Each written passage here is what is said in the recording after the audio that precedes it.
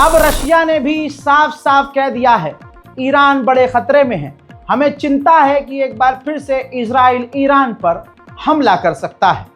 इसमें कोई दो राय नहीं है। पूरी दुनिया का हर इंसान जो इन खबरों पर नज़र रखता है उसको अच्छे से मालूम है कि ईरान बड़े ख़तरे में है और कभी भी ईरान पर इजराइल और अमेरिका मिलकर हमला कर सकते हैं। वहीं इसी के साथ ईरान को भड़काने की पूरी कोशिश की जा रही है। इस रिपोर्ट को देखिए, इतिहास में सबसे बड़ा जो हमला है वो ये कि डोनाल्ड ट्रंप ने यानी अमेरिका की सरकार ने ईरान के 115 से ज़्यादा मेजर और बड़े बड़े कमांडर, नेता और इंडिविजुअल्स, साथ में कई कंपनियों को बैन कर दिया है। सबसे बड़ी बात यह है कि जो ईरान के सुप्रीम लीडर हैं, उनके जो बहुत करीबी, उनके जो सलाहकार हैं, उनको भी ब्लैकलिस्ट किया है अमेरिका ने। और कहा यह जा रहा है कि ईरान पर अब तक पाबंदियां बहुत लगाई गई, लेकिन जितनी भी पाबंदियां लगाई गई ये उन सबसे बड़ी पाबंदी ईरान पर अमेरिका के द्वारा लगाई गई है। वहीं ईरान के हाल तो आपको मालूम है, ये ज़रा तस्वीर देख लीजिए। एक और ईरान के रिजर्व ऑयल में आग लगी है, बड़ी आग लगी है और आप सभी को मालूम है इसके पीछे मोसाद। उधर ईरानी कमांडर, ईरानी जनरल भी पीछे नहीं है। धमकी देने में तो ईरान सबसे आगे रहा है। ऐसे में ईरान के कमांडर ने कहा है कि अगर कोई भी गलती की इजराइल ने तो ईरान बदला लेगा।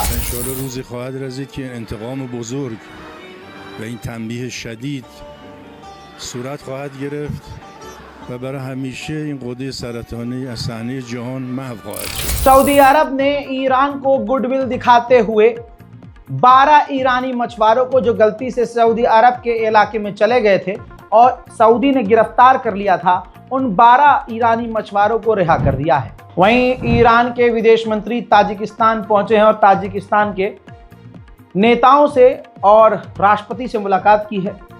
साथ ही अपने उस मिडिल ईस्ट के हालात को भी ताजिकिस्तान की सरकार के आगे रखा है। ईरान के विदेश मंत्री का ताजिकिस्तान ने रेड कारपेट पर स्वागत किया है। ईरान के टॉप कमांडर जो इस्माइल कानी हैं, शक्ल से आप पहचानते होंगे, ये इराक गए हैं। इल्ज़ाम ये है, खबर ये आ रही है कि जो ईरान समर्थक ग्रुप हैं, लड़ाके हैं, उनसे मुलाकात करने के लिए गए हैं।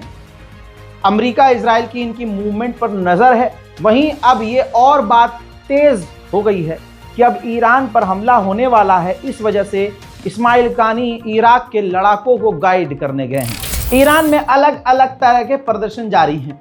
जैसे पानी की किल्लत तो है ही, लेकिन बिजली की भी काफ़ी कटौती है। ऐसे में ईरान के मज़ंदरैन के इलाके में जो इलेक्ट्रिसिटी ऑफिस है, कुछ लोगों ने जाकर उसको बाहर से बंद कर दिया, ताला लगा दिया और एम्प्लॉयज़ अंदर ही बंद थे। लोगों का कहना यह था जब हमारे पास बिजली ही नहीं है तो भाई इसको खोल के क्या करना, ताला मारो। हालांकि बाद में प्रशासन ने ताला खोल के एम्प्लॉयज़ को आज़ाद किया। उधर ईरान के खुजिस्तान का जो टेम्परेचर है 53 डिग्री सेल्सियस है।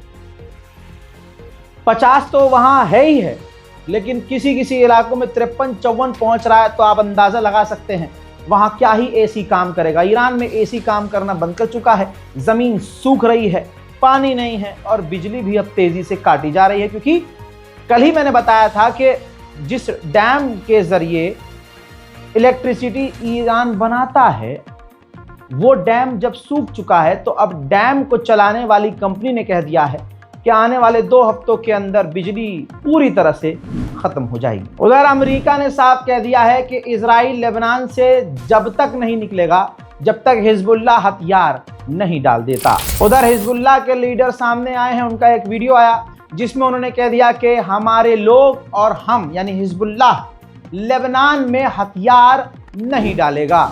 इसके बाद जो इजराइल के फाइनेंस मिनिस्टर हैं, उन्होंने कह दिया है कि जिन 5 बड़े बड़े जगहों पर लेबनान में हमारी फौज ने कब्जा किया है, हम वहां से पीछे नहीं हटेंगे। उधर हर जगह मिडिल ईस्ट में इजराइल का आतंक जारी है। बता दूं कि लताकिया सीरिया के इलाके में इजराइल ने खतरनाक बमबारी की है। उधर सीरिया और इजराइल के विदेश मंत्री आज़रबाईजान की राजधानी बाकू में मुलाकात करेंगे। खबर यह भी आ रही है कि रशिया जाने वाले हैं सीरिया के विदेश मंत्री। देखना यह है कि अब रशिया के साथ सीरिया क्या डील करता है। सीरिया के सवायदा के इलाके में इजराइल के झंडे के साथ जो द्रूज कम्युनिटी के लोग हैं इजराइल के समर्थन में प्रदर्शन कर रहे हैं।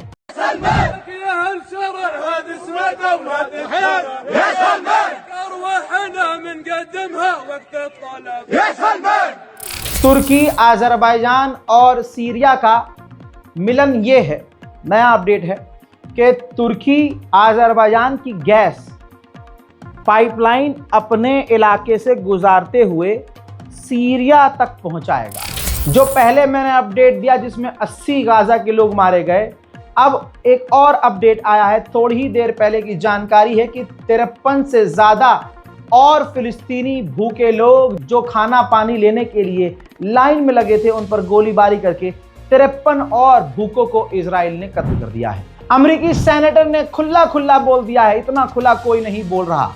उन्होंने साफ कहा है कि अमेरिका की सरकार अमेरिकियों के पैसे और टैक्स पेयर्स के पैसे का इस्तेमाल करके इजराइल को दे रही है और इजराइल उन पैसों से गजा में जेनोसाइड कर रहा है। सुनिए ये बयान। Thanks for joining me. Tonight, I will be using the rules of the Senate to force a vote to immediately end the sale of certain offensive weapons to the extremist and racist Netanyahu government in Israel. Most people agree that Israel had the right to defend itself against the Hamas terrorist attack of October 7th, 2023, when 1,200 innocent Israelis were killed and hundreds were taken hostage. But in the last 21 months, Israel has not just gone to war against Hamas, it has gone to war against the entire Palestinian population in ways that are not only immoral, but in clear violation of international and US law. हजरात, Israel ने आतंक मचा रखा है। गजा में एक मस्जिद थी जो अभी तक बची हुई थी। ये देखिए, सुसाइड ड्रोन से मस्जिद पर इजराइल ने हमला किया है। उधर मेरे दोस्तों ये तस्वीर देखिए, वेस्ट बैंक फिलिस्तीन में ओपन फायर इजराइल की सेना फिलिस्तीनियों पर कर रही है। मैं ये पूरा वीडियो आपको दिखा नहीं सकता। एक बार फिर से हमास को धमकी देते हुए इजराइल ने कहा है कि जितनी जल्दी हो सके डील कर लो और हम रिजेक्ट करते हैं जो तुम मांग कर रहे हो। हम गजा के कॉरिडोर से बाहर नहीं निकलेंगे, गाजा को नहीं छोड़ेंगे। उधर चाइना ने सीधी बात इजराइल से कही है कि गाजा की घेराबंदी बंद करें, गजा पर हमला बंद करें, सीज फायर करें और जल्द से जल्द 2 स्टेट सॉल्यूशन पर राजी हो जाएं। अरब देशों के द्वारा ये देखिए छोटा सा ड्रामा चल रहा है। हवा से जो है गाजा के अंदर मदद गिराई जा रही है। हालांकि ये पहले ही यूएन बोल चुका है, ये सिर्फ दिखावा है। तो आप देख लीजिए इस दिखावे को। अगर यही अरब देश इजराइल पर जिद पर अड़ जाएं और प्रेशर बनाएं तो ये ज़मीन से भारी भरकम मात्रा में मदद भेज सकते हैं। लेकिन अपना जो ख़राब हुआ नाम है, इनके घिनौने चेहरे जो हैं सामने आए हैं, उसको छुपाने के लिए ये नौटंकी की जा रही है। यूएन में कॉन्फ्रेंस हो रही थी, तमाम देशों को बोलना था, बोला और उसके बाद बीच में नंबर आया इजराइल का। अब ये तस्वीर है, जब इजराइल का एनवॉय बोलने के लिए खड़ा हुआ तो ईरान, यमन, फिलिस्तीन और दूसरे अरब देश और कुछ नॉन अरब देश भी हैं, वो सब वहाँ से उठकर चले गए। इजराइल की घंघोर बेइज्जती इस तरह से यूएन के अंदर हुई और इस दौरान ये व्यक्ति इजराइल का एनवॉय कह रहा था कि अगर 2 स्टेट सॉल्यूशन चाहिए, यानी अगर आपको फिलिस्तीन स्टेट बनाना है तो आप लंदन या पेरिस के अंदर फिलिस्तीन स्टेट बनाओ। जो कभी मुस्लिम देश ना कर सके वो एक नॉन मुस्लिम देश इटली कर रहा है। जरा इस तस्वीर को देखिए। 700 नर्स और डॉक्टर्स ने गाजा में जंगबंदी के लिए भूख हड़ताल शुरू कर दी है कल से। उधर अरब लीग ने हमास को दिया बड़ा झटका। पहली बार अरब लीग ने 7 अक्टूबर को जो हमास ने हमला किया उसकी निंदा की सबने मिलकर और हमास से कहा कि हथियार डाल दो और फिर यह भी कहा इजराइल से कि तुरंत जंग बंद करे और 2 स्टेट सॉल्यूशन करे। अरब लीग की कॉन्फ्रेंस में ये बात जोर से कही गई कि गाजा में जंगबंदी हो, इजराइल उस जगह से बाहर निकले, 2 स्टेट सॉल्यूशन हर हाल में जितनी जल्दी हो सके इजराइल कर ले, जो कि इजराइल नहीं करेगा, यह आपको भी पता है। यूएन की मीटिंग में जो देश शामिल थे सबने कहा कि हमास हथियार डाल दे। और अपनी सरकार छोड़ दे। सिर्फ एक वाहिद तुर्की ऐसा था जिसने यूएन के अंदर बोला कि हमास हथियार न डाले। जब तक हथियार न डाले, जब तक इजराइल 2 स्टेट सॉल्यूशन पर राजी नहीं हो जाता। हजरात, फ्रांस ने किया है बड़ा ऐलान। फ्रांस ने कहा है कि हम जब फिलिस्तीन को मान्यता देंगे तो हमारे साथ 15 अलग और देश हैं जो फिलिस्तीन को मान्यता देंगे। माल्टा ने दोस्तों ऐलान किया है। ऑस्ट्रेलिया और फिनलैंड ने भी जता दिया है मन की बात को कि हम भी फिलिस्तीन को मान्यता दे सकते हैं। उधर गद्दार, धोखेबाज, नकली कनाडा जो दिखावे पर चल रहा है, पूरे साल इसने इजराइल को हथियार दिया और अभी भी दिया और दुनिया को बोला कि हम हथियार नहीं दे रहे हैं। इसी कनाडा के प्रधानमंत्री ने वही खेल खेला, कहा कि हम सितंबर तक जो है मान्यता दे देंगे फिलिस्तीन को, अगर फिलिस्तीन अथॉरिटी अपने अंदर सुधार करे और हालात को काबू करने की खुद कोशिश भी करे। इजराइल ने जो गाजा के अंदर हाल किया है, कनाडा के प्रधानमंत्री ने कहा कि हम इसका विरोध करते हैं जो इजराइल ने गजा के अंदर गंद मचाई है, हम इसके पूरी तरह से खिलाफ हैं। For the reasons I cited earlier, Canada intends to recognize the state of Palestine at the 80th session of the United Nations General Assembly in September 2025.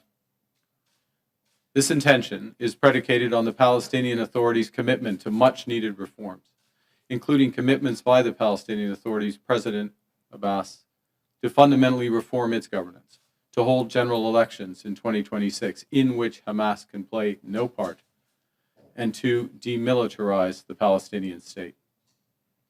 Canada will increase its efforts in supporting strong democratic governance in Palestine and the contributions of its people to a more peaceful and hopeful future.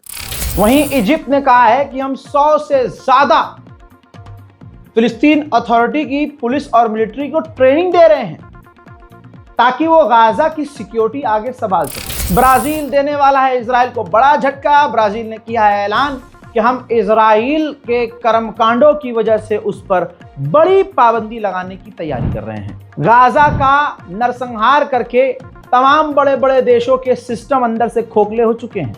आप इस बात से अंदाजा लगा लीजिए कि America की navy में जो अमेरिका की परमाणु सबमरीन का अफसर था, उसने गाजा के जेनोसाइड से तंग आकर रिजाइन दे दिया है और उनके बड़े बयान सोशल मीडिया पर वायरल हो रहे हैं।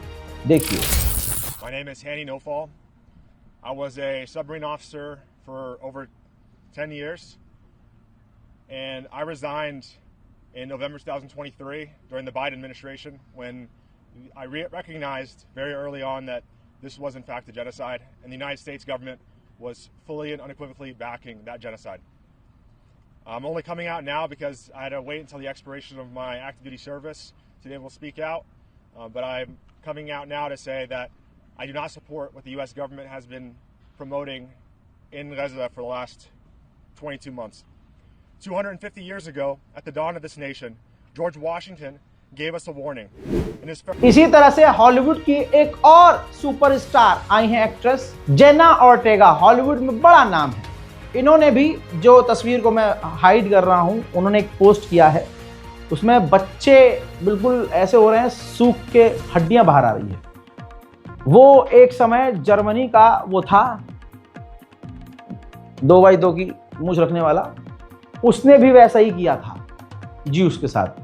तो वो दोनों तस्वीर, गाजा की और वो तस्वीर लगा के उन्होंने इंस्टाग्राम पर पोस्ट कर दिया है और कंपेयर किया है कि वो भी वही कर रहा था और इजराइल भी वही कर रहा है। बात करें अमेरिकी यहूदियों की, तो सर्वे के मुताबिक अमेरिका में रहने वाले जितने यहूदी हैं, उसके आधे यहूदियों का ये मानना है कि इजराइल गजा के अंदर नरसंहार कर रहा है। भाई, इजराइल अंदर से इतना खोखला हो चुका है कि मैं आपको सबूत दे रहा हूं। यह है रिपोर्ट, इजराइल के ही अखबार द टाइम्स ऑफ इजराइल में छप चुका है कि अब इजराइल की सरकार तंग आ गई है क्योंकि इजराइल के सैनिक लगातार अपने आप को ख़त्म कर रहे हैं ट्रॉमा में जाकर। तो अब जो इजराइल के सैनिक ट्रॉमा में हैं, डिप्रेशन में हैं, उनको अब रिटायर किया जा रहा है, उनको सेना से फ्री किया जा रहा है। ईरान की एक और एक्टिविटी सामने आई है, सैटेलाइट इमेज आपके सामने। ईरान के जो परमाणु जो प्लांट हैं, इस्फहान और फर्दो, वहाँ पर देखा जा रहा है कि मूवमेंट हो रही है और जो रास्ते हमले में बंद हो गए थे इस प्लांट के, उसे ईरान ने खोलना शुरू किया है। ईरान के राष्ट्रपति 2 तारीख को, आने वाली 2 तारीख को पहुंचने वाले हैं पाकिस्तान और उम्मीद की जा रही है कि पाकिस्तान इस वक्त ईरान से बड़ी डील करेगा। कुछ भी हो सकता है, गाजा का हाल बुरा है। मदद गाजा की करने के लिए इस बारकोड का इस्तेमाल ज़रूर कीजिए ताकि हम कुछ न कुछ गाजा की मदद कर सकें। मिडिल ईस्ट की रिपोर्ट में फ़िलहाल के लिए इतना ही। अपनी दुआओं में मुझे भी याद रखिए, साथ ही पूरी दुनिया के लिए दुआ कीजिए ये खुरेजी, ये जंग, ये तबाही, ये नफ़रत ख़त्म हो। जय हिंद।